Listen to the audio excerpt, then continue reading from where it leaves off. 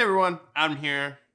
Glad to have you on the video today. I'm really looking forward to talking to you with this next topic, which is still underneath the subset of how and when to scale and developing your systems and processes. In our previous videos, we've been expanding upon these different topics underneath it, and today we're going to be talking about best practices and value sets, right? So one of the biggest things is when you're scaling, you don't want to lose your values as an organization, as a culture of what you're trying to do, but you need to instill them through best practices, right? So really what we're looking at here today is when you're scaling, when you're onboarding new people, what do you need to have in place to be able to communicate that and convey that message throughout your entire organization? So as you go from one person, yourself, all the way up to 10 to 20 to 50 to 100, as large as you want to grow,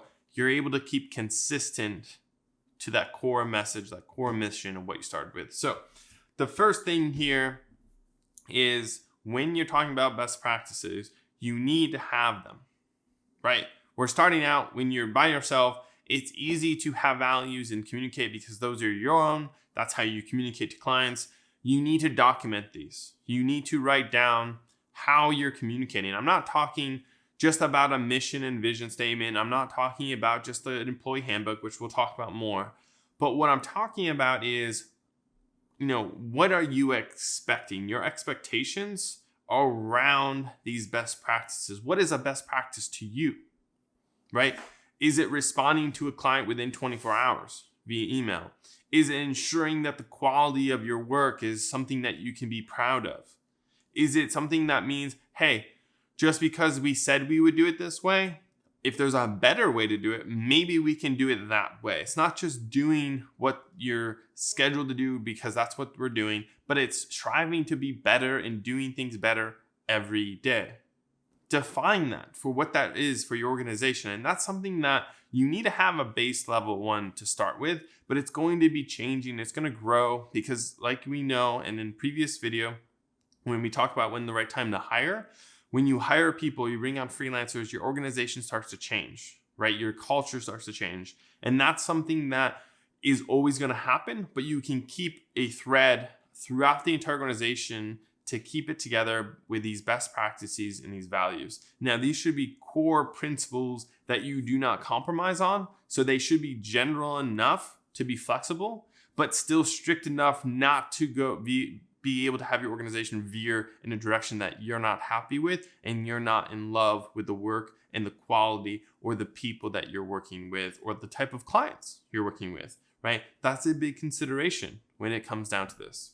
You really want to use tools and you want to document those tools for best practices as well, because one of the best practices is going to be in my organization and hopefully in your organization is efficiency, right? You want to be able to provide the best value to your clients. And that's something I keep talking about is value add. And one of the ways you can do that is by internally having tools and systems, which we're talking about right now, that are clearly articulated. And also when you're talking about this, when you're talking about best practices, you have them spelled out for each part of your organization. When I was talking earlier about responding to a client and within 24 hours, maybe for your support team or your client success team, you have that in the best practices that they need to respond to every email or any phone call within 24 hours as a standard set. And that's a core tenet to their service. They need to do that.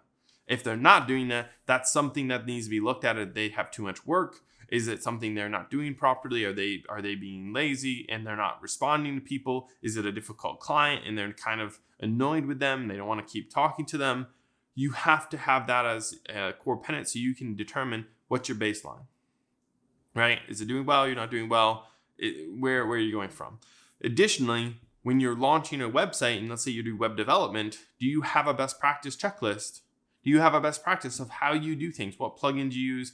Is the what's the website built on? You should have these things documented before you even start building, but you need to have it double checked to make sure those things were followed. And those things are standard set. So when we're talking about best practices, we're not just talking about overarching principles, which I believe you should have. That's when your mission value set, right?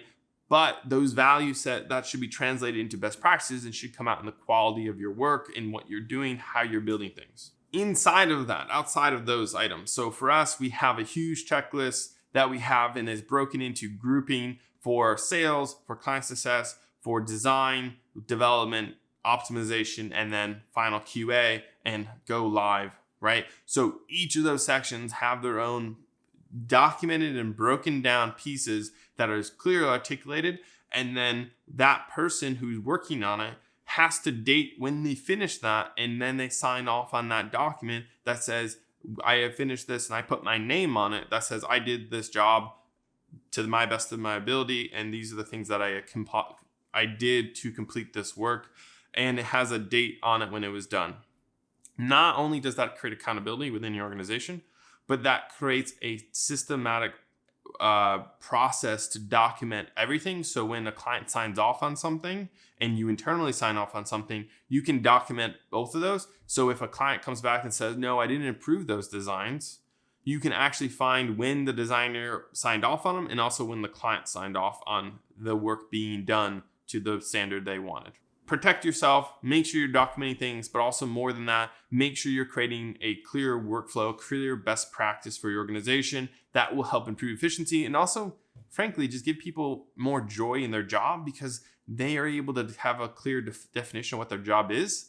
And that's where we lead into a handbook for employees to clarify company policies, making sure everything's clear across the board for them, not just work related, but culture of the company, anything outside of that. If you have a very flexible work culture, even if you have, unlimited vacation days, you have to clearly define what that means and how that works, right? So everyone is on the same footing. There's no favoritism. There's clear definition for everyone of what's allowed, what's not allowed, how this works, and you follow it. You need to make sure that you have employee job descriptions. And I would highly recommend, you don't necessarily you don't want to publish salary information, but you have their job description in that handbook or in a separate document that other people can access so people can see what other people are doing and what their role is and how do they fit into this organization or that project, right? So making sure that not only for themselves and for yourself, that your job is clearly defined, but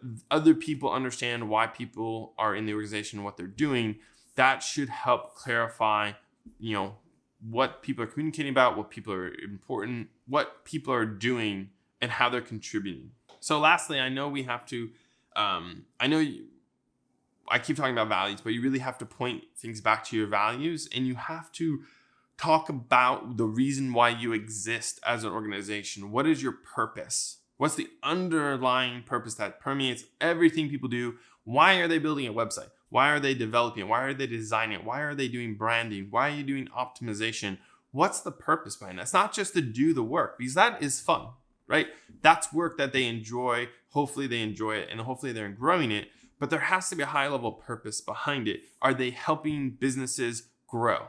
Are you providing more value for businesses? Are you helping businesses gain more sales, helping them thrive? Are you being able to help communicate a better message in the world? Are you helping support NGOs and their mission? What are you doing as an organization? It needs to be clearly distilled into one word or short phrase that can be reinforced over and over again through this process so people understand that their work is not meaningless, that they're doing something important, and they can be proud of it.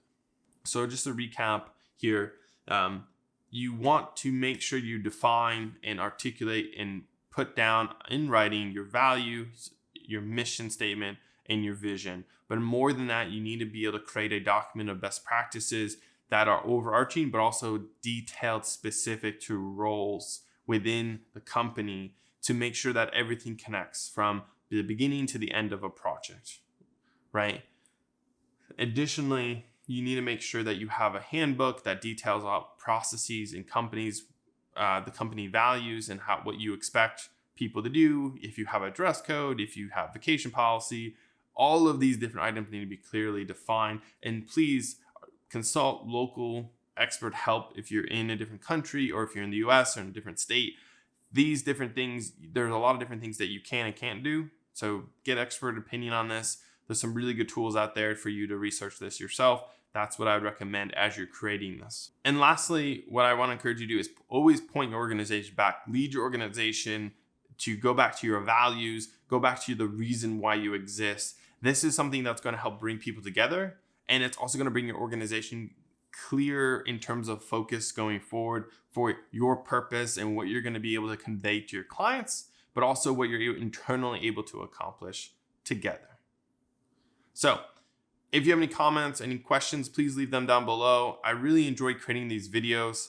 And I really like talking from my experience, but also just what I've learned from, fellow entrepreneurs and businesses and people that I work with on a daily basis. And I just really appreciate the opportunity to be able to share some of this with you.